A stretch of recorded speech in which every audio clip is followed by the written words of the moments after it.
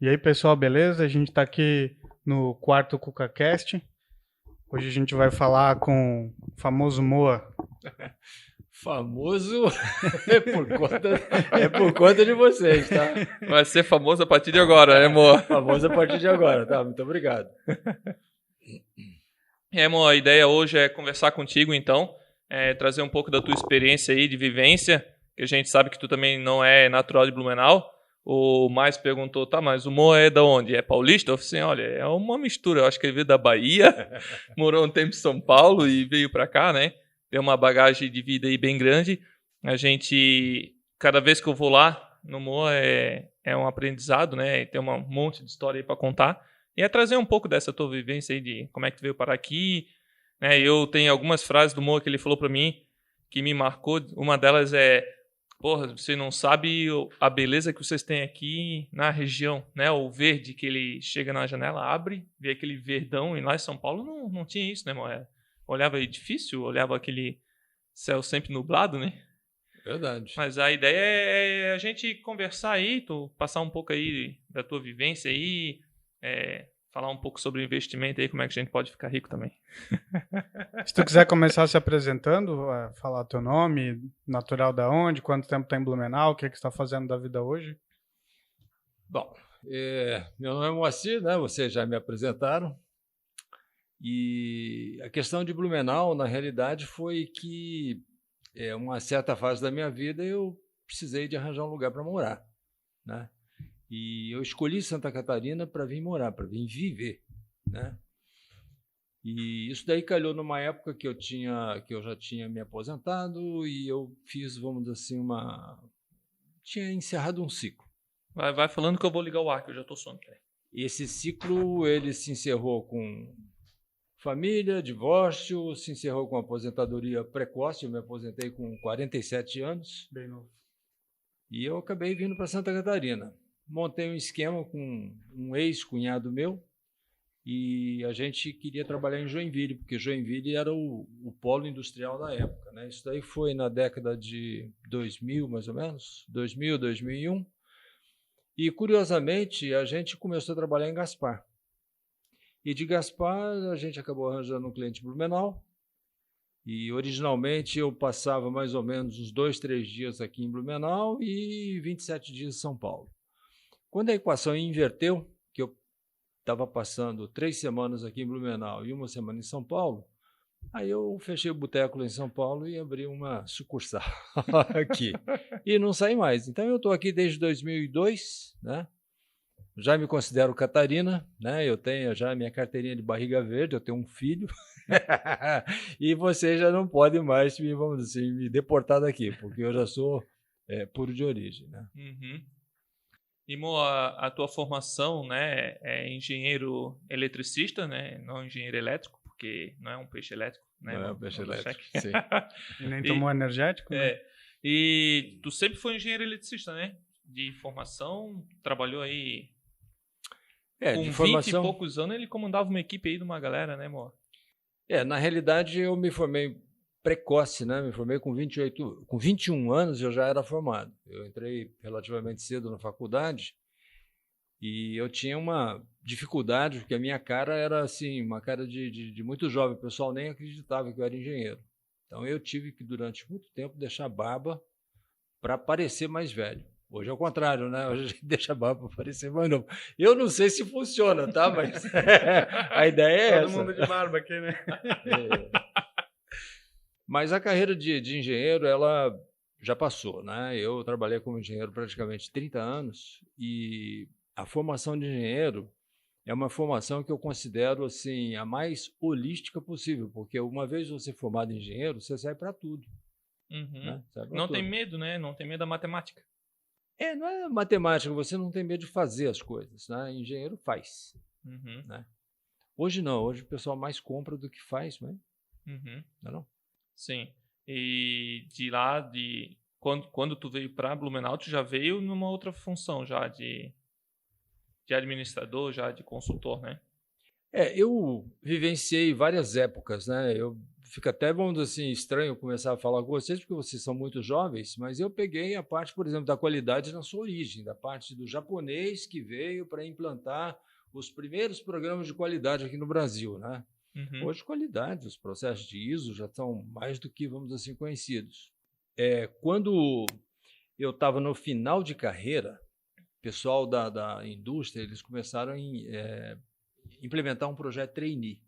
Então, a indústria, elas iam nas faculdades, elas pegavam as pessoas mais, vamos dizer assim, capacitadas, com melhores notas, jogavam para dentro, das empresas e davam cargos para essas pessoas. E eles faziam um sistema de rotação, e em 2, 3 anos eles tentavam pegar esses talentos e fazer que esses talentos tornassem gestores. E com isso, a velha guarda que estava lá, eu inclusive, que estava lá com 20, 25 anos de empresa, eles, vamos dizer assim, houve uma tentativa de escamotear esse pessoal daí. E isso realmente aconteceu. Eu não sei se deu certo, porque eu já peguei esse processo mais ou menos no fim, eu já estava bem alinhado para a aposentadoria. Eu galguei uma série de cargos na minha carreira, né? Eu comecei como engenheiro, mas eu cheguei a ser, vamos dizer assim, cargos bem próximos de diretoria, mas eu me aposentei antes de, vamos dizer assim, encerrar um ciclo muito longo. E eu me aposentei porque eu estava meio cansado também do que eu já fazia. E naquela época, as pessoas que tinham entre 45 e 50 anos eram considerados velhos para o cargo. É uma coisa assim, muito estranha, porque hoje isso não acontece. Na área de TI, eu acho que acontece ainda, né, Eduardo? O que tu acha, a tua opinião?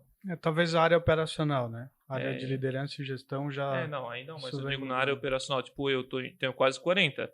Eu já me sinto um pouco velho na frente dessa galera aí, que os caras parece que já nascem com conhecimento, cara. Tu leva, eu vejo né, por mim, para aprender um negócio novo é mais difícil, os caras parece que já brotam, já vai, sabe? Então tu vê essa empresa de programação aí, é tudo gente 20 para 30 anos para menos, né?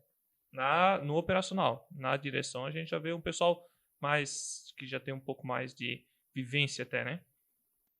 Eu tenho alguns momentos na minha vida, né? Um deles é quando eu trabalhava como engenheiro, depois eu saí da carreira técnica, entrei na carreira administrativa, que é o processo natural, e quando eu me afastei, eu passei a procurar uma outra atividade, e eu entrei realmente. Então, a questão que se colocava é o seguinte: o conhecimento que eu tinha, eu não conseguia vender mais para as empresas grandes, porque eu tinha que entrar na estrutura da empresa.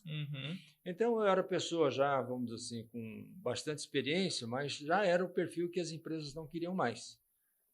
Já tinha, assim, meus conceitos formados, já tinha um salário alto, já tinha posições definidas, e as empresas queriam um novo, queriam salários mais baixos, enfim. E aí, o que eu consegui fazer junto com esse cunhado meu, que a gente fez, vamos dizer assim, uma parceria e começamos com a empresa. E a gente conseguiu transformar todo o nosso conhecimento de empresa grande, a gente transformou isso numa metodologia e aplicamos isso para empresas médias e pequenas, que não tinham porte, não tinham um calibre para contratar um profissional de gabarito. E isso deu muito certo, né? Porque a gente realmente, eu me considero, vamos dizer assim, bem sucedido, né? A gente tem sem número de casos aí de sucesso. E então foi isso. Então eu comecei realmente uma outra profissão com 50 anos de idade. Pô, que legal, amor. E estou começando uma outra profissão agora com 71. Amor, então com 50 anos você foi virar consultor de empresas na área de gestão, administrativo, financeiro ou focado na gestão como um todo? Gestão, vamos dizer assim, é uma palavra genérica que serve para assim. O que é gestão? Gestão é você pegar aquela coxa de retalhos, que é uma empresa, né? Pegar a parte administrativa, a parte de custo, a parte de mercado, a parte de vendas, e você tem que dar sincronicidade nisso aí. E para você conseguir dar essa sincronicidade, você precisa saber como é que a banda toca em cada uma delas e onde são as partes de contato. E isso vamos dizer assim, o que a gente conseguiu fazer. E muita empresa pequena, eu vejo, porque eu tenho uma empresa pequena, às vezes, né, a pessoa que está na gestão, ela às vezes nem sabe se ela tem lucro ou não, né? Não sabe se o preço que ela está produzindo um produto, ela vê o concorrente vendendo aquele valor e né? Eu não sei, isso o Mo pode falar melhor pra gente. Talvez eles vendem por R$10 uma peça, eu vou vender por R$10 também, vou chegar nisso, sabe? Então, eu acho que muito caso, eles não sabem se tem lucro, né? Às vezes até estão trabalhando com prejuízo, né? Essa questão do lucro é uma questão assim, muito curiosa e eu, no começo, eu ficava estarrecido de saber, de ver os empresários externarem isso aí que você está me falando. Olha, eu não sei se eu tenho lucro. Faturamento e receita e margem, né? Como é que não sabe se tem lucro? Isso é uma Fatura, coisa, o que mas entra não- menos do que sai é igual o que fica, pô. O que fica ou é positivo ou é negativo. É isso aí. Mas assim, ó, graças a Deus que é isso aí, porque senão os consultores não tinham trabalho, certo? Mas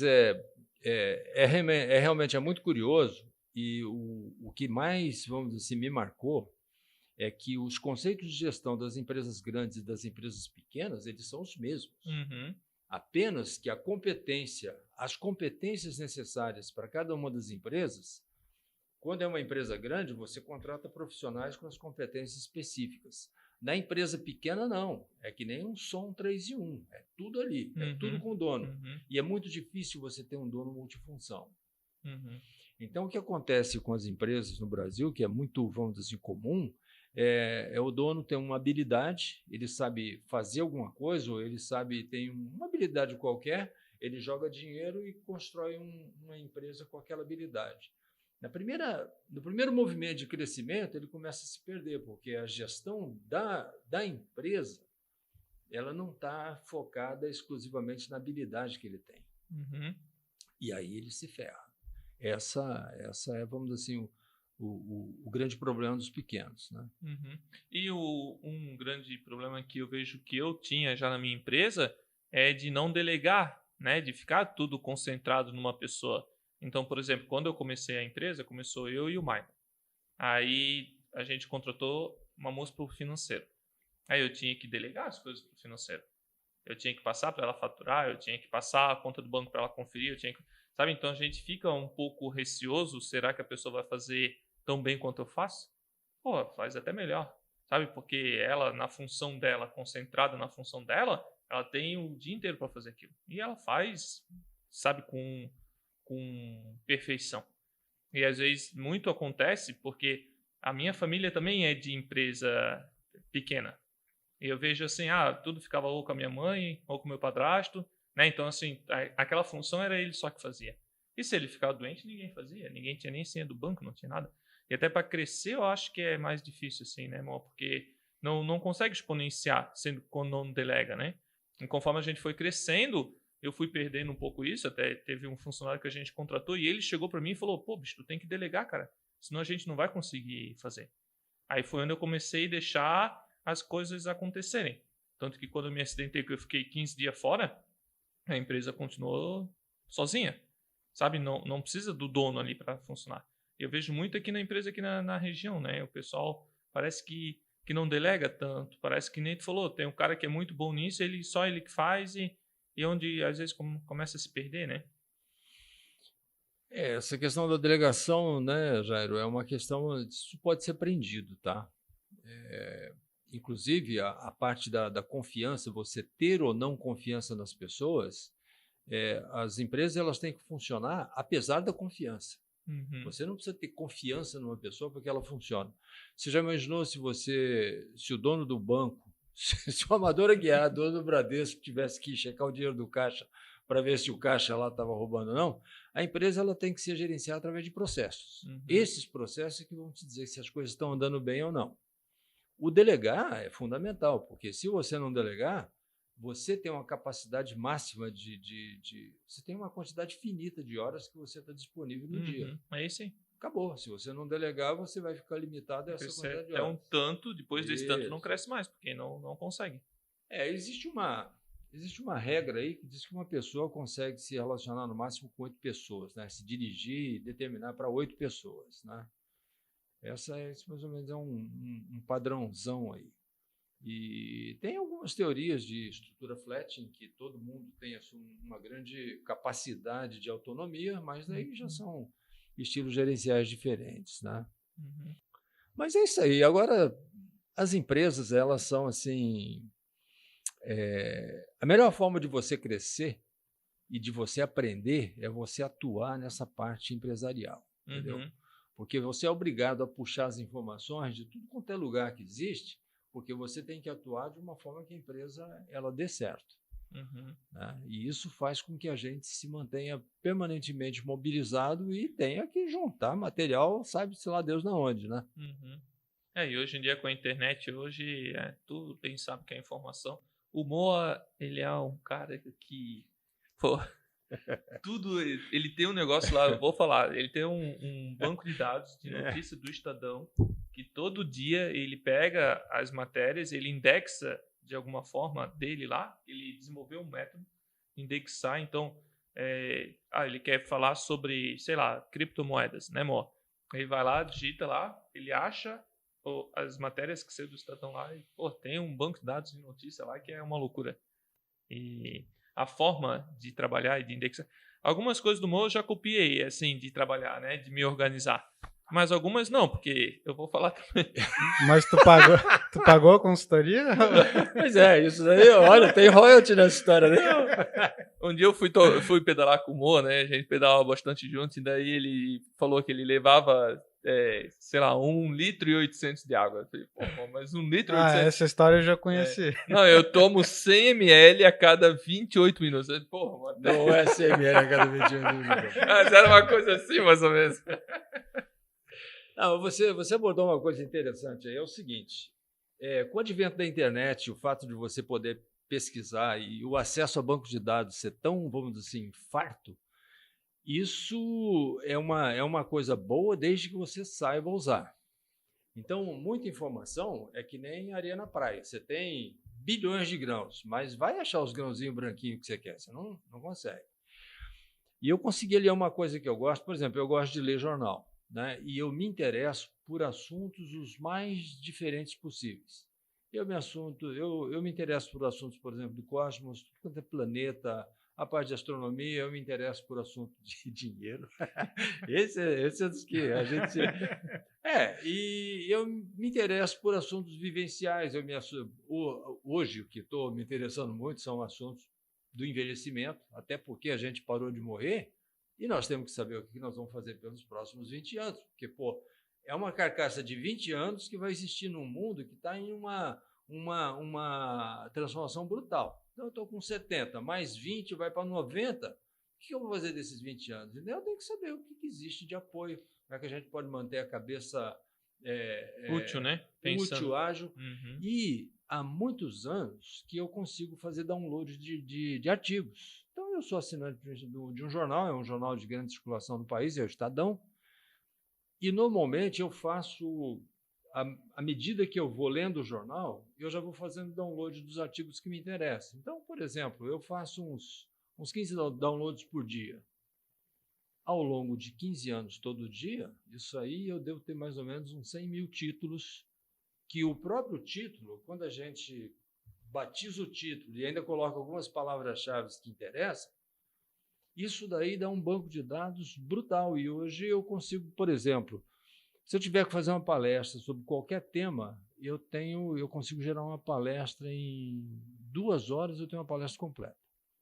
Se eu precisar me aprofundar, aí eu preciso de um dia, mas a parte inicial, aquela pegada inicial, tem tudo. E assim, eu não faço isso por obrigação, eu faço isso por prazer. Eu gosto de ler e, à medida que eu vou lendo, eu identifico, essa matéria aqui, ela está muito afeta com aquela necessidade desse cliente meu aqui, e eu já coloco o nome do cliente também na hora que eu cadastro o título. Então, por exemplo, se eu precisar pegar um cliente meu, mas o que eu tenho no banco de dados aqui que afeta esse cara? Eu jogo o nome dele e já vem tudo aquilo. Então, facilita muito a abordagem inicial e facilita muito você se aprofundar naquilo que você precisa.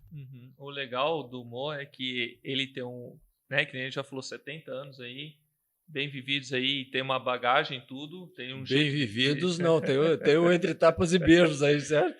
Mas eu digo assim, ele tem um jeito de trabalhar, de indexar, de fazer as coisas, e eu, né, como trabalho com tecnologia, eu venho e trago para ele a forma que é feita hoje, né? Que nem ele indexa tudo de uma maneira E daí eu fui lá no Google Fotos e mostrei para ele o reconhecimento, o OCR que o Google faz. Esse dia eu mostrei para ele. Ele falou assim, essa foi demais.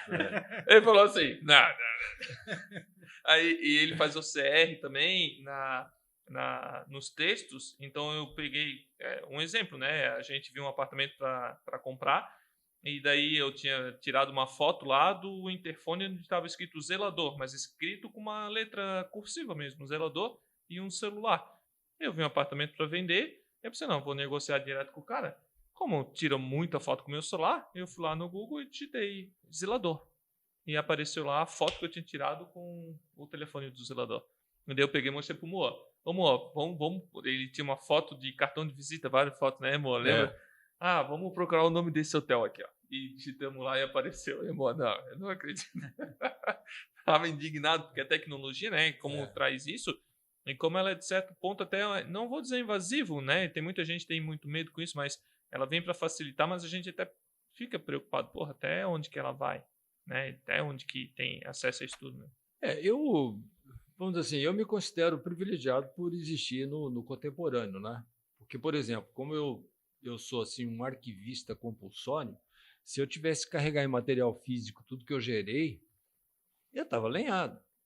Então, eu estou escaneando tudo que eu tenho, tudo. Desde de material de cliente, até material, certidão de nascimento, documento, tudo. E, no final das contas, isso é até perigoso, porque a vida da gente acaba cabendo no HD, certo? Então, um HD só é pouco, né? Tem que ter uns 4 HD. O backup do backup, o backup do backup do backup, e aí vai.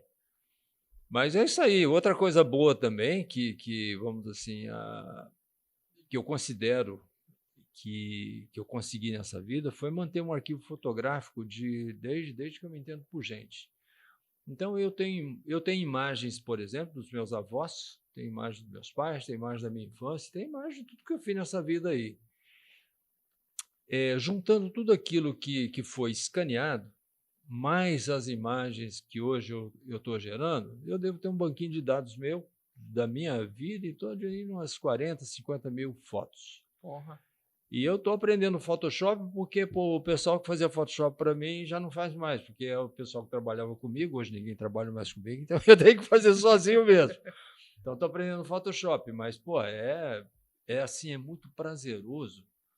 Você, por exemplo, você dá uma viajada no teu passado, dá uma parada naquela fase da tua vida, vivencia aquilo, faz o que tem que fazer, junta foto daquela época com foto do contemporâneo.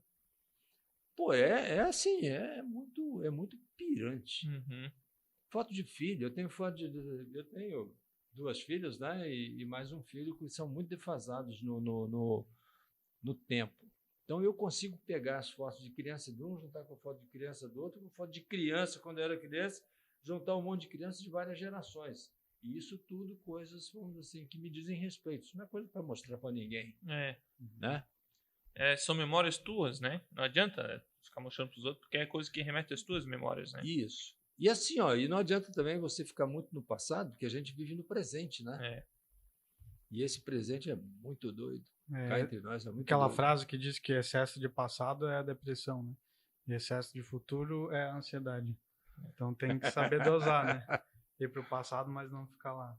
E esse ano particularmente, né, amor? Fala aí. Esse Covid aí deu para ganhar uma grana. Olha, o Covid, eu acho que o Covid ele veio para dar uma ajeitada assim na humanidade, né? Porque a gente proliferou demais, né? O planeta não cabe esse caminhão de gente que tem. São quase 7 bilhões e meio. Não cabe. A forma que a gente existe no planeta, ela é incompatível com o processo de equalização que o planeta tem.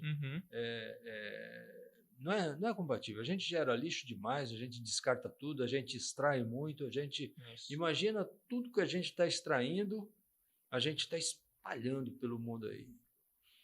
E a natureza, na realidade, ela não precisa da gente, tá? Nós somos uma parte integrante desse planeta aqui, e se a gente pisar muito na bola aí, a própria natureza ela nos torna incompatível e, de um jeito ou de outro, a gente acaba sendo, vamos dizer assim, colocado de lado. Uhum. A gente acaba sendo prejudicado, né? O que está acontecendo, por exemplo, isso aí é fruto desse amontoado de gente aí. Uhum. Mas onde é que ficou a parte do ganhar dinheiro que o Jair comentou aí? Que deu para ganhar dinheiro? Porque a gente estava esperando o valor da Petro 4 chegar no preço da gasolina do litro, né? Mas não chegou. Eu estava esperando chegar lá a 4 pila. Ganhar dinheiro é o seguinte, para quem, vamos dizer assim, investe a longo prazo na Bolsa, as crises elas são salutares, né? Porque se você pega um gráfico de qualquer ação, ou do próprio índice Bovespa, se você pega ao longo, por exemplo, para não ser muito longo, 10 anos. Nesses 10 anos, pelo menos umas 2 vezes por ano, você teve um forte movimento de alta, forte movimento de baixa. Então, se você identifica com clareza quais são aquelas ações, quais são aqueles papéis que você pretende investir, se associar àquela empresa, e se você tem os parâmetros certos para dizer o seguinte, olha, a partir desse preço, essa ação está barata, então, quando o mercado mergulha e que esse preço é furado para baixo, é hora de você começar a se posicionar nele. Independente se você está comprando enquanto está caindo, comprando enquanto está caindo, quando ele chegar lá no fundo, se você fizer uma conta, essa conta vai dar negativa para você, porque você está comprando na descida, tá? Mas na hora que ele subir, você vai fazer um preço médio na subida, que isso ao longo do prazo, isso só te beneficia. E se você reinveste os dividendos dessa empresa, ao longo do tempo, isso vira uma progressão geométrica. Isso potencializa. E a Bovespa, ela não só, que nem o Moa falou, ela não só desce, né? Em algum momento ela vai ter que subir. Só olhar nos últimos, sei lá... já está subindo, pô. Hoje bateu 1.650. Hoje foi 165 mil pontos. Desculpa. 116 mil. 116 mil pontos. O mais acompanha também. Tem uma carteira lá, a gente já conversou um pouco sobre bolsa aí. Eu não acompanho muito o índice, não, porque eu não gosto muito desses índices, não. Porque o índice é uma carteira, e essa carteira eles pegam aquelas que estão mais, vamos dizer, aquelas 64, 65 aí, mais... liquidez, né? Eu acompanho algumas empresas, né? Uhum. Então, basicamente é isso aí. O Barsi diz, né, que a Bolsa é um mercado não de risco, mas é um mercado de oportunidades, né? Tem que comprar bem, né? Um dos ditados que o Moa falou para mim que eu memorizei na Bolsa, tu tem que comprar bem. Tu tem que entrar bem. O famoso preço importa, né? Tem bastante discussão nas redes sociais. Tem que pegar e comprar bem. Esse aqui agora é uma análise fundamentalista, né? O Moa me ensinou tudo que eu sei de bolsa, eu aprendi com o Moa. A gente fez um troca-troca. A gente trocou conhecimento. Troca de lascar, né, Jair? Porra. Não, a gente trocou conhecimento. E eu desenvolvi ficou até vermelho. um algoritmo para o Moa para facilitar essa análise dele na bolsa. E em troca, né, ali a gente foi conversando e ele foi me explicando para ver uma análise fundamentalista. E ali tudo que eu tenho de bolsa eu aprendi com o Moa. Fazer essa análise de ver se uma empresa realmente está boa ou não, de talvez tentar ver uma projeção dessa empresa, né? Analisar lá os balanços dela e ver, esse aqui teve um prejuízo. Mas o que foi esse prejuízo? Um dos exemplos ali que a gente viu um prejuízo numa empresa até aqui da região, né, Moa? Mas o que é esse prejuízo aqui? Não, isso era uma dívida antiga que eles tinham, tal, não sei o que eles tiveram que pagar. Lembra lá que a gente falou? A gente não pode falar que é da Whirlpool, né? Mas a gente viu que era uma dívida antiga que eles tinham, que eles tiveram que pagar. Então não é que ela deu prejuízo, é que ela teve que arcar com essa dívida que ela já comprou. Uma despesa não recorrente nesse caso, não recorrente. Né? O nome mas certo é não recorrente. A empresa estava tão boa, tal, mas pera aí, aqui tinha um salto. Não, fomos lá no balancete, achamos, não, isso aqui foi, sabe? Então fazer essa análise e ver que era uma empresa saudável para comprar. O que eu fico assim, pasmo, né? É que os parâmetros para você comprar um papel direito, para comprar ele num preço bom, eles são muito claros, isso é muito fácil. Só que você tem que esperar a hora certa. Vender já é um pouco mais difícil. Vender depende de outras. Mas se você compra para você realmente ser associado à empresa, não tem tanto problema, você pode esperar. Agora, os investidores de curto prazo, eles são, o que eu diria assim, os grandes mentirosos, né, da atualidade. Porque para você ganhar no curto prazo, muita gente tem que perder no curto prazo. E não tem tantos perdedores assim, porque não tem tantos ganhadores assim. Nem todo mundo quer perder, né? Então, por exemplo, se eu invisto num papel e esse papel ele vai subir e eu vou vender para realizar, o que acontece com quem comprou esse papel? De alguma forma, esse cara vai realizar esse prejuízo em algum ponto, porque se ele ficar com esse papel para sempre e esse papel ele não render a nível de dividendo nos próximos 20 ou 30 anos, ele está ferrado.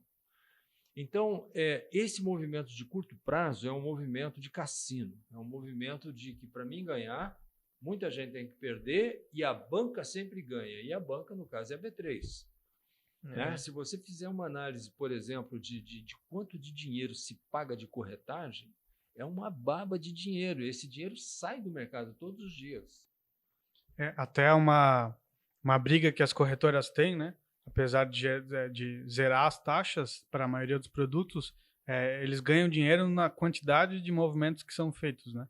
Então, para eles, quanto mais especulador, tende a ser melhor, né? Falando tanto da B3 enquanto bolsa, quanto das corretoras que fazem esse meio de campo, né? Quanto mais volume, mais dinheiro, né?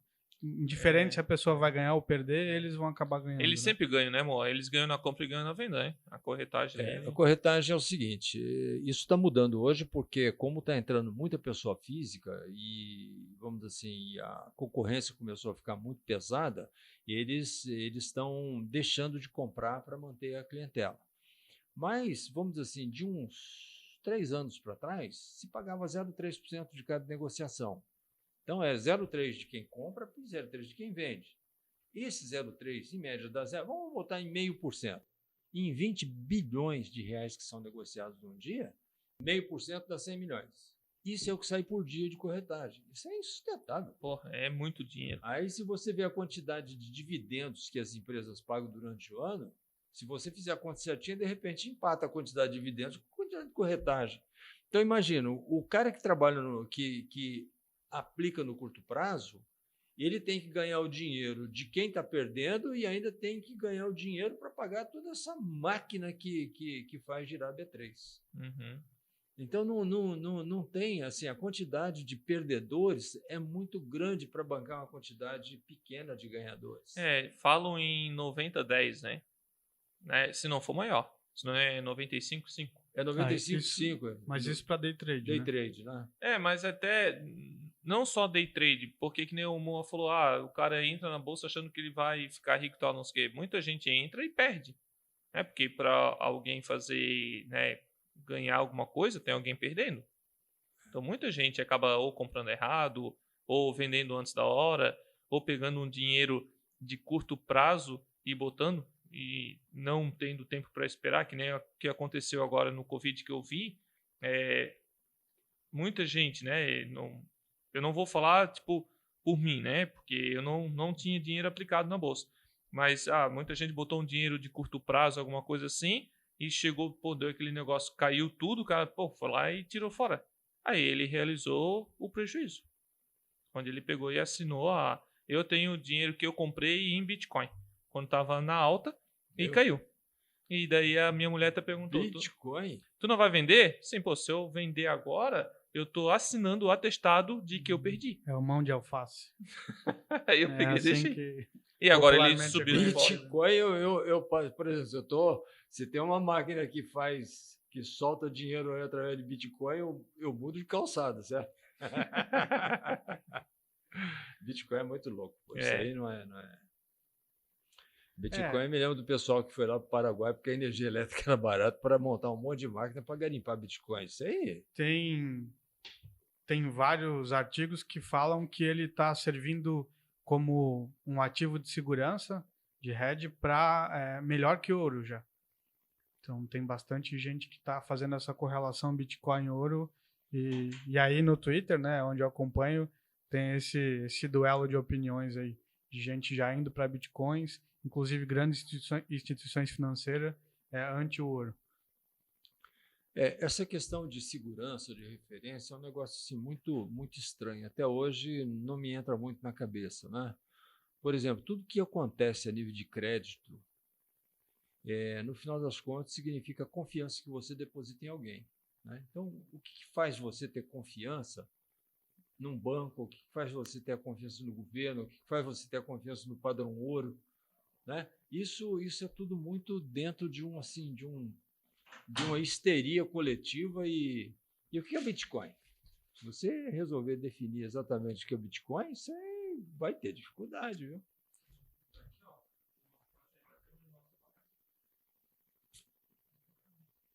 Você tem Bitcoin? Não. Eu não tenho conhecimento suficiente, eu acabo não mexendo com.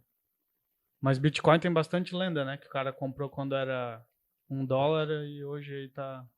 Eu não conheço ninguém mais. Eu deixei de comprar. Meu irmão chegou para mim quando custava ali, não era $1, era uns $10. E o João chegou e falou assim: vamos comprar? Começou com centavos. Aí eu falei: tá louco, João? Vai comprar isso aí? Não quero. Pô, que merda. Né? Podia ter comprado, podia ter levado prejuízo, mas podia ter ganhado também, né? É um risco. Tem muita gente que é fácil dizer quando a coisa tá... quando deu certo. Que nem teve gente que vendeu carro. Tinha um carro dele e da mulher. O cara vendeu um dos carros e comprou tudo em Bitcoin. E deu aquele boom, o cara ficou milionário. Só que da mesma forma que deu certo, podia ter dado errado, né? Podia ter perdido tudo. Ia perder um carro. Entendeu? Então, assim, pô, devia ter comprado. É aquele negócio que a gente conversa com o Mo lá. O negócio de se arrepender, né, Mo? Pô, devia ter comprado. Não, esse termo não existe, cara. Na bolsa. Pô, eu devia ter comprado. Isso é pura dor de corno, né? A gente não pode ter a dor de corno do que aconteceu se eu tivesse feito. Não existe, não pode falar se. A palavra ser não existe. Então, quando a pessoa começa a ter assim, muita crise, olha, pô, se eu tivesse feito, se, fala, não, então para.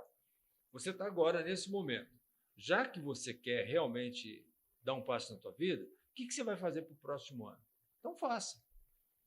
Não adianta você olhar e ver o filme que aconteceu, eu devia ter feito isso. Ninguém tem máquina do tempo para voltar lá para trás. Nem pensa, é dor de corno mesmo. E hoje, para ti, investimento é uma profissão, é um hobby? Como é que tu vê isso hoje na tua vida? Para mim, investimento é uma questão de sobrevivência, porque até uns 5 anos atrás, podia-se ganhar dinheiro com renda fixa. Tesouro direto, né? Tinha A vários, própria né? Selic, né? Chegou a bater 14,5% ali. Isso, então você sempre conseguia, vamos dizer assim, uma correção acima da inflação em torno aí de uns 5, 6% líquidos positivos para uso. Aí a renda fixa virou perda fixa.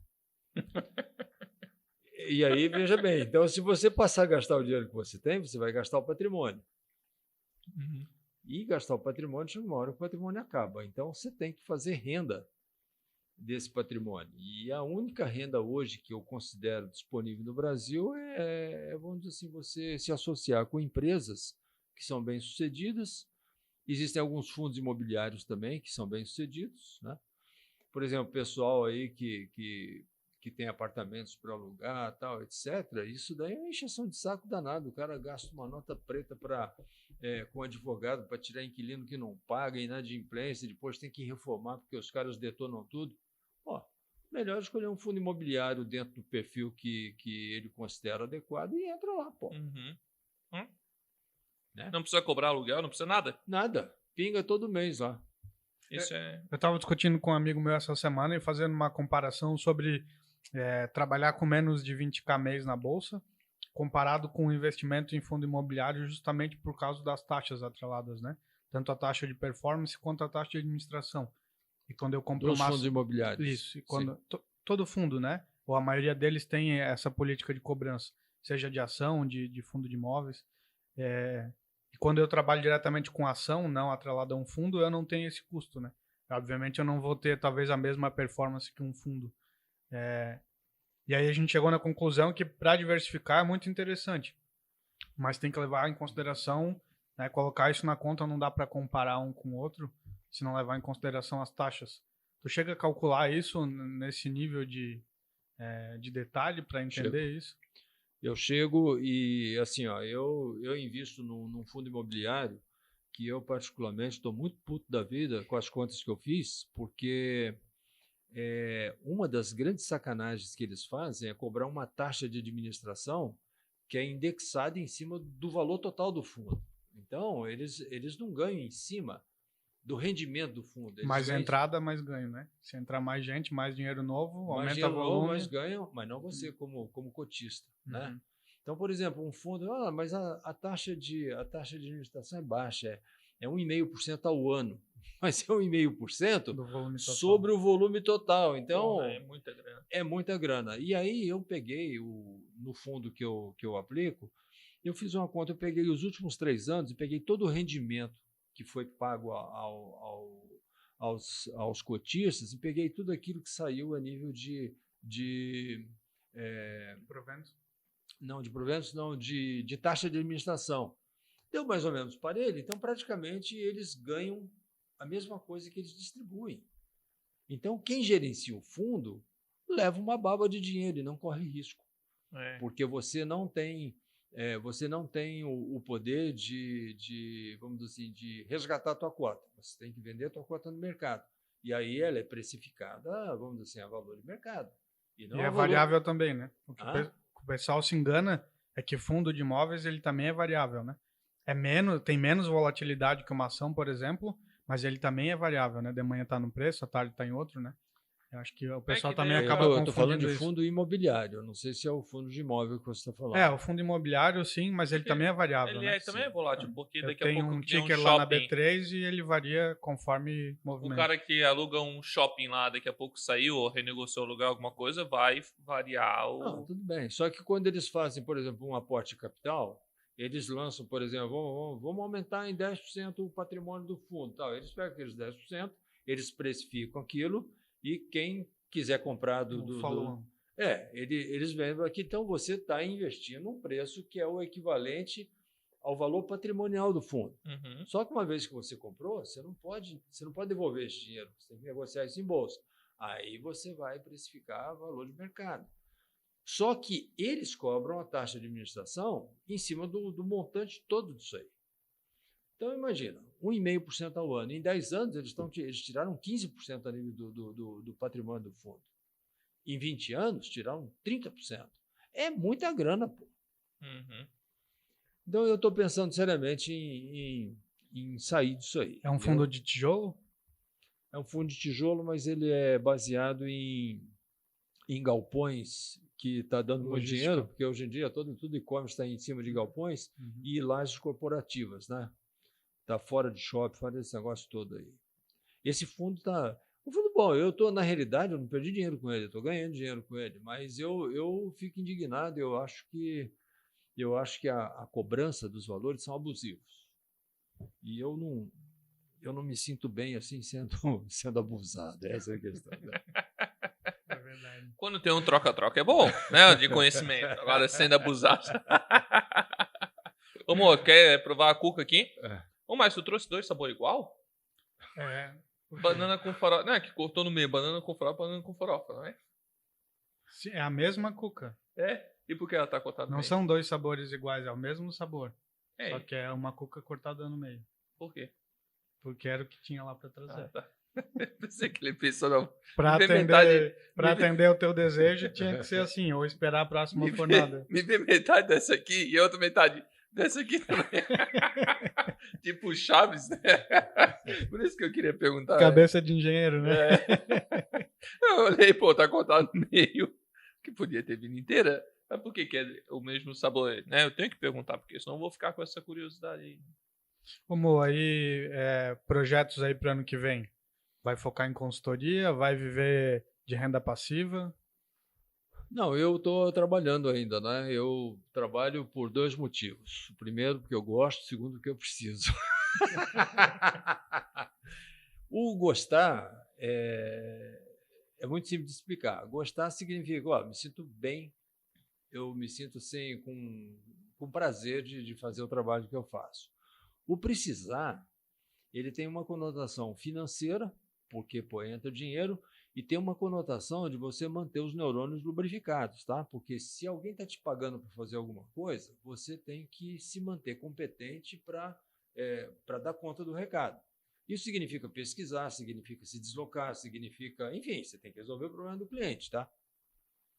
Então, isso é bom. Porque se mantém ativo, né? Isso se mantém ativo. Tem uma teoria, não, né? É um ditado velho aí que diz que quando a pessoa se aposenta e para de trabalhar totalmente, ficar só em casa sem fazer nada, é uma expectativa de vida aí de uns 10 anos. Sabe? Porque parece que vai, não definhando, mas a pessoa não vai mais se sentindo útil, não... Eu tive uma experiência assim, muito, muito desgastante. Isso aí foi... Eu me aposentei em 1996. Com 47 anos. Aí eu estava trabalhando, vamos dizer assim, num ritmo alucinante. De repente, de um dia para o outro, eu não tinha mais que ir para... Eu trabalhava no polo petroquímico, né? Então, não tenho mais que ir, estou aposentado. E aí aposentou? Foi um baque, porque assim, você sai de sincronismo com toda a vida que você está levando, dos amigos que você tem, dos caras. Aí você espera um fim de semana com prazer, porque é o fim de semana que você não tem que trabalhar, daí você tem toda uma rotina. Só que quando você tem toda semana para não fazer nada, chega no fim de semana, mas eu já não estou fazendo nada aqui, pô.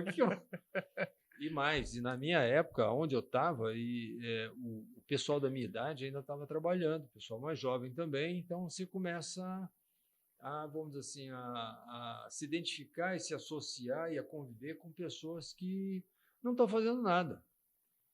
São pessoas que bebem, alcoólatras, vagabundos em geral, o pessoal que joga baralho. Eu nem sei jogar baralho direito, pô, então... E por aí vai. Então, assim, que nem o vídeo que tu mandou pra mim lá, 1h30 com a mulher lá, jogar baralho, porque fica 1h30 com a mulher.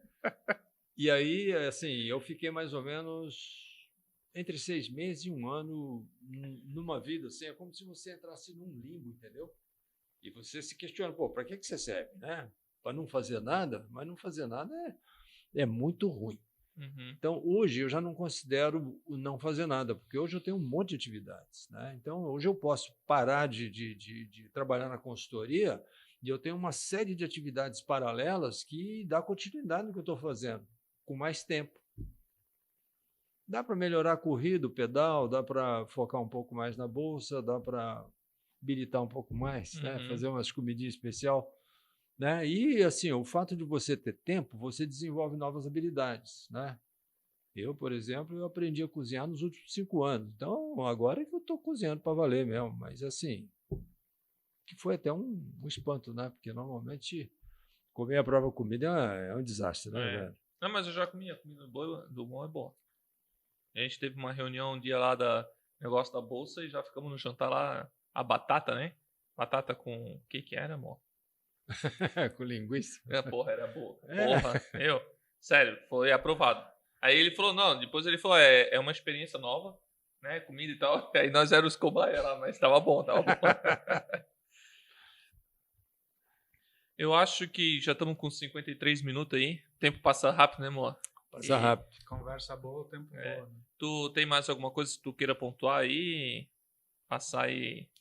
O que tu pode passar de conselho para quem está investindo na bolsa aí é de não seguir conselho desse pessoal que está aí só papagaiando aí conselho na internet, né? Não vai atrás de dica, não. Olha, compra isso que vai dar certo. Isso aí é pé na cova, né? Uhum.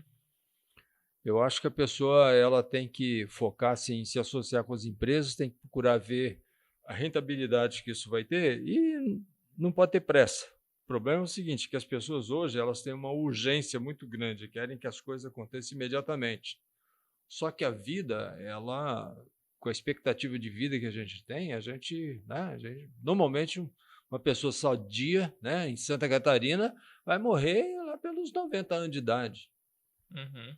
Então, para quem tem 30, né, tem quanto tempo ainda tem? Tem mais 60 anos pela frente. Então, não precisa... E outra coisa é fazer coisas, né? Não ficar tudo só na cabeça. Uhum. Tirar as ideias do papel. Né? Começar, né? Começar a aprender com os erros. Né? Muita coisa que a gente vai na vida não dá certo. Uhum. É o nosso podcast aqui, né? Estamos no 4º, tanto que a gente já mudou aí, já vai evoluindo, vai mudando, né, Eduardo? Estamos cada vez melhorando um pouco mais. Estamos estreando a mesa nova hoje aqui. semana que vem, não, próximo, porque agora a gente vai entrar em férias, né? Próximo já vou talvez mudar aqui pouco a parede. Começamos, né? A ideia é começar para fazer com que a coisa aconteça, né? E não só isso, em tudo, né? Muita gente, eu acho que tem um projeto e parece que só nem tira do papel. Já começa a botar empecilho, já começa a maquinar tudo e já não. Então, assim, a ideia que eu também aprendi com a vida é isso. Tem um projeto, faz acontecer da forma que dá e vai melhorando ele, né? Então, aí a gente já vê se realmente pode dar certo ou não. Porque às vezes tem muita gente que nem tenta, né? Nem faz. Não faz porque não... Já vê que é difícil, já vê que demora, já vê que é custoso, já... E uma coisa que eu acho assim, importante também é a pessoa diversificar os seus interesses na vida, né? Porque a vida ela não é monocromática, né? Ela é um espectro, né? Então, por exemplo, você trabalha na área de TI, mas você pode se desenvolver na parte de música, por exemplo, né? Eu morei em Salvador durante muitos anos, eu morei 24 anos na Bahia, né? E lá a gente, nós temos 6 barcos oceânicos lá, 6 veleiros. E a gente projetou um barco. Sabia? E a gente foi para o mar, né? Então eu sou capitão amador, eu tenho aí, sei lá, um caminhão de milhas aí fora.